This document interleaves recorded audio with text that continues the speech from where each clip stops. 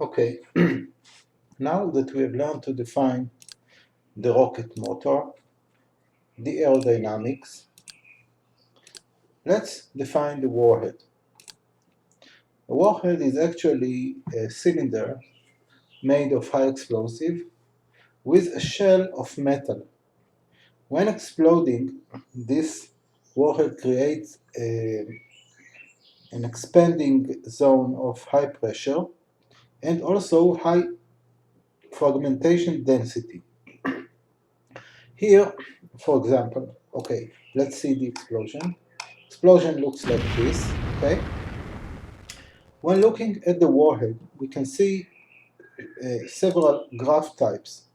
First, the time in milliseconds it takes the fragmentation to expand to a certain distance. For example, here the time is 2.8 milliseconds, the distance is 6.5 meters.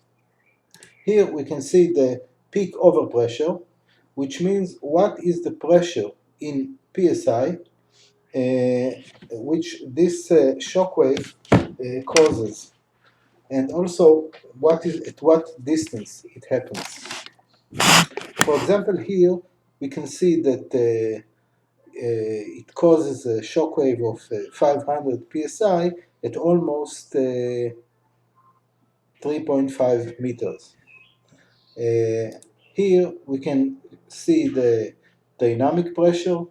Here we can see the fragmentation speed, which is the speed of each fragment being shot. Here you can see the path of the fragments being shot. Okay. Here you can see the fragmentation energy in kilojoule, the energy for each fragment being exploded from the shell, and also the fragmentation density in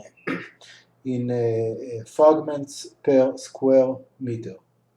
The mechanism by which the warhead can explode its targets and destroy its target is mainly due to the peak overpressure, which happens at relatively short distances, and the fragmentation energy, which is the energy that the fragment has.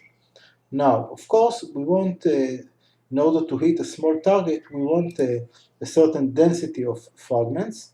And for example, if the area of the target is 1 square meter, then we can see that at 6 meters there are at least 4 fragments hitting that target.